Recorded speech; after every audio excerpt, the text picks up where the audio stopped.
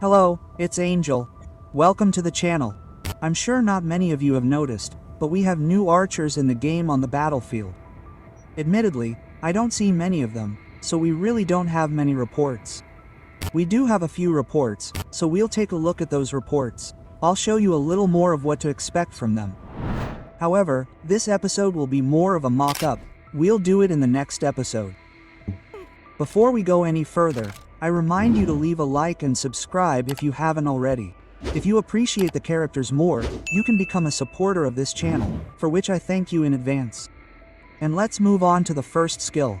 Yes, we'll discuss the skills. I know many of you already know these skills, but there are a lot of new people who will be just entering the stage we're in.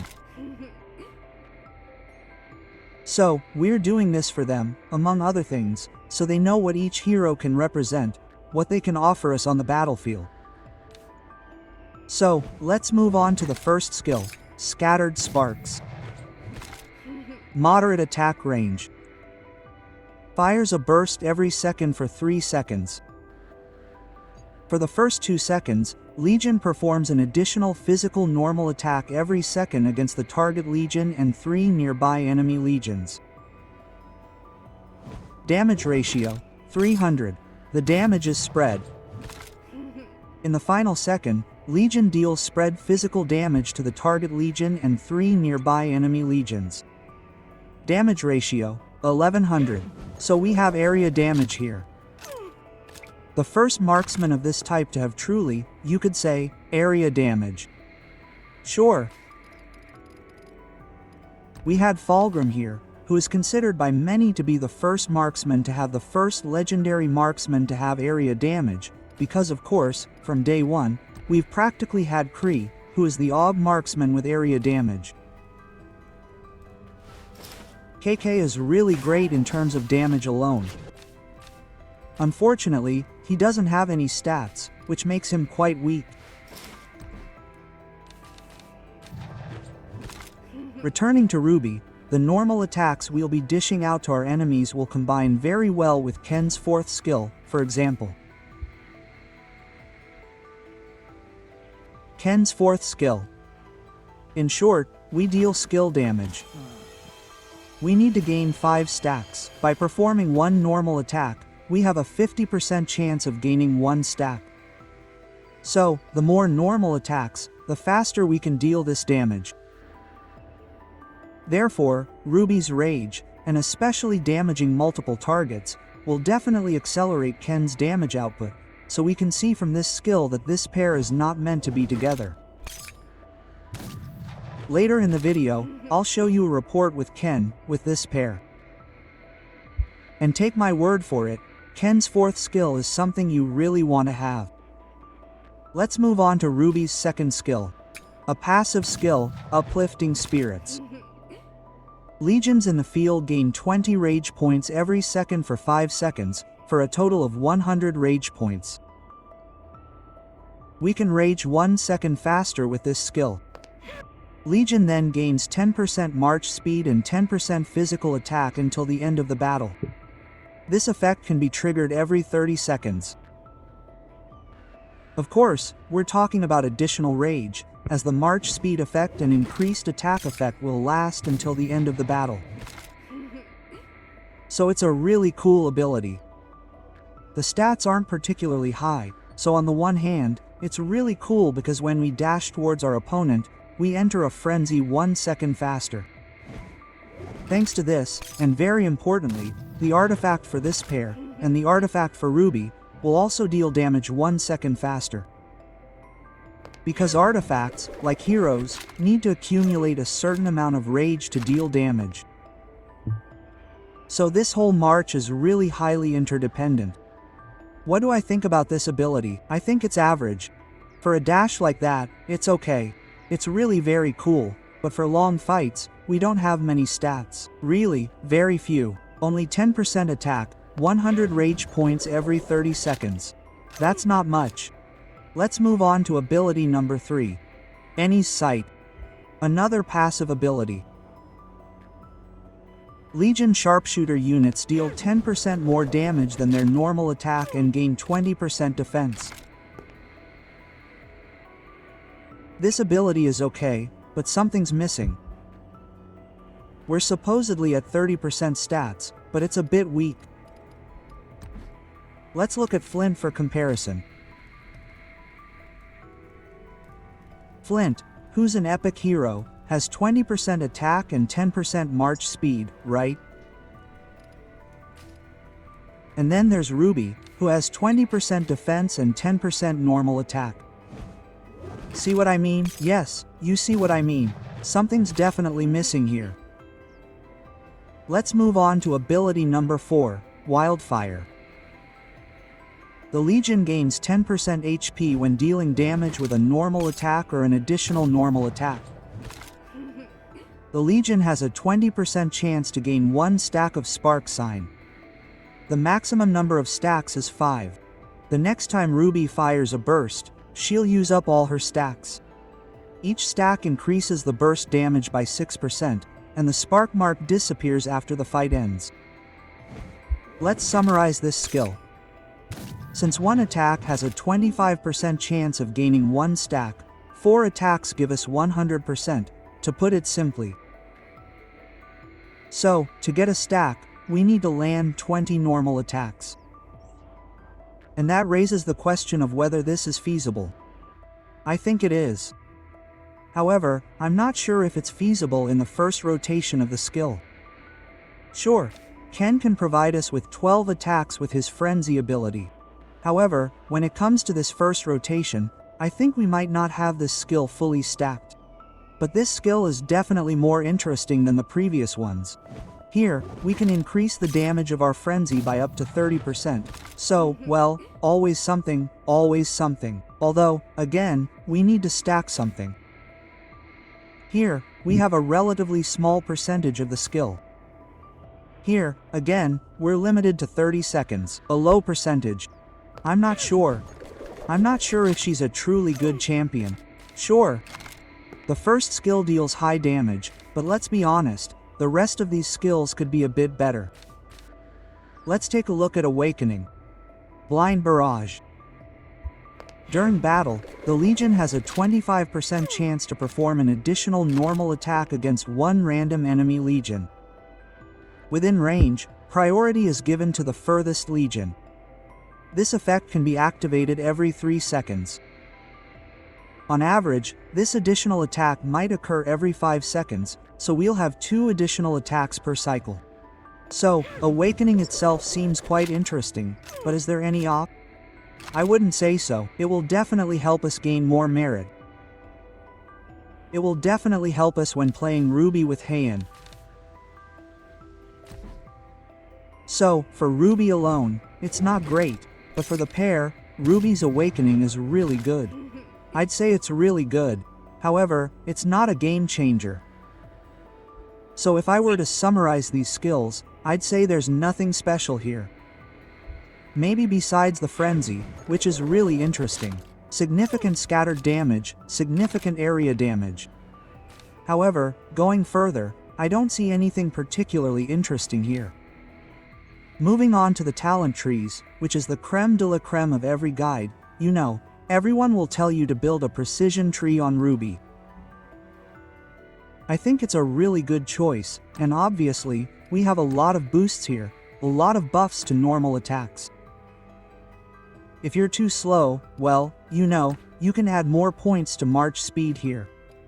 Here, too, of course, it's a personal preference. Well, I don't need to say much about this tree, I think everyone knows it well. However, if this pair really struggles with survivability on the battlefield, because their pet is also very aggressive, and if you've watched the video about this weasel for this pair, you know that I recommend going for damage there too. Because if we give ourselves healing, we cut a lot of damage to the pet. So what can we do in this situation to prevent this march from dying so quickly? We could try this tree. What's special about this tree is, among other things, this talent. This talent is truly brilliant for hitting infantry. It guarantees us 300 healing factor practically every 10 seconds, because we know perfectly well that these infantry die every minute. Every minute someone dies there. Every minute someone runs in here. every minute someone dies, and we can really get a lot of healing. Furthermore, the second talent I recommend in this tree is 10% HP for 5 seconds. Sure, every 30 seconds, but it can also increase our survivability. Why don't we take this talent? This talent isn't worth taking because we have defense breaks with Nico, among other things, and we have Canaris, so it's a shame to waste a talent point on something that simply won't work. Therefore, it's definitely better to take HP. And at the bottom, you can take 1.5% damage reduction here. I think this can also increase our survivability. So, the tree we see here is, you could say, designed for survivability. Why do we have survivability here and not damage? I think the pet has really high damage. Ruby has massive damage. Keen has massive damage. And we have a lack of survivability here. So if you feel like this pair is dying quite quickly, dying much faster than the rest, then I recommend you try playing this tree. Let's face it, this pair won't lack damage. If anything, it's the survivability that's lacking. As for the artifact, well, an artifact dedicated to this pair is truly brilliant. It's essentially an artifact for Ruby, as we see here, an artifact for Ruby. How it works, in a nutshell, it has high damage, it has area of effect damage, and above all, we're reducing the cooldown on the artifact. We're reducing the cooldown on the artifact each time Ruby goes berserk. So we also see here that we can try playing it for the sake of accumulating rage. Sure, but we'll leave the rage build to Kaelan because he has a better tree for it. As for Ruby, as I said, it's either precision. If you have a precision tree and you see that this March dies quite quickly, that their HP depletes really quickly compared to the rest, then let's face it, they won't lack damage. In that case, I recommend you play the PvP tree you just saw.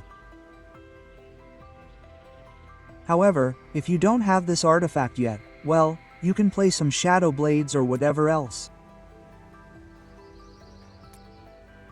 you have in your inventory. Moving on to pets, we have two choices here. The first pet is actually a weasel. A weasel with massive damage. The entire weasel build is in the weasel video, which, if you're interested, you can watch. It should pop up in the upper right corner. The second pet, a classic one might say the classic pet, which I recommend everyone have at least one of, is, of course, the Sand Lizard AK. Here we have a classic build for mages, for ranged units, for everyone. And now on the screen you have a build for ranged units, for physical legions. Let's be honest, a lizard can significantly increase survivability. If you don't have a weasel yet, I don't see any problem with running around with a sand lizard. I have two here. These are my transitional builds, and if I make a new pair before I finish the weasel, I'll run with this sand lizard. Here are the reports. It's probably the same rune, from what I understand. So we can see they might be slightly behind, but they're not awakened yet, they're not maxed out. 56 levels. Let's take a look at the skills, how they were distributed here. Very little investment, and this march is truly on par with awakened G3 archers. G4, these are G4 archers. G3 is Magrisada, but Magriti are clearly in a class of their own, so they have potential. These archers definitely have potential. Here are more reports from Dubik. Of course, thank you for every report, so you see, they have potential. I think these archers have potential, but they may have shortcomings. In survivability. Let's take a look at the fight against Kuma Garesh, a popular infantry march. Take a look. Ruby's first skill dealt 3,300 damage. Ken's fourth skill at level 2 dealt more damage. So I'm telling you, trust me, Kaelan and his fourth skill are something that can really take this march by storm. So remember, make it at least 515. Sure, it's incredibly difficult, but if you manage to do it, I think it'll be enough. I think it's a minimal investment and should already pay off. As for Ruby, honestly, in my opinion, all these skills are at a similar level, meaning at a medium level. So, you know what's on your mind here, I'd say, maybe even like the 5511 dub, to get into a rage faster in this first rotation. Kaelan's fourth ability, is a must-have to max out. So, to summarize, Ruby's solo build without Kaelan will be average, but I think the whole Pupil, Artifact, Ruby, and Kaelan build has potential. They have the potential to do something interesting here. I think they might only have a problem with survivability, but there's always a way to solve that. Either a talent tree or a sand lizard. Ultimately, you could play Exodia, which means you combine a sand lizard with a PvP tree for survivability, but you know, that's for a rainy day when you really feel like Ruby and Ken are dying very, very quickly compared to the rest. Anyway, that's all for this episode. You know what to do, hang in there. LO.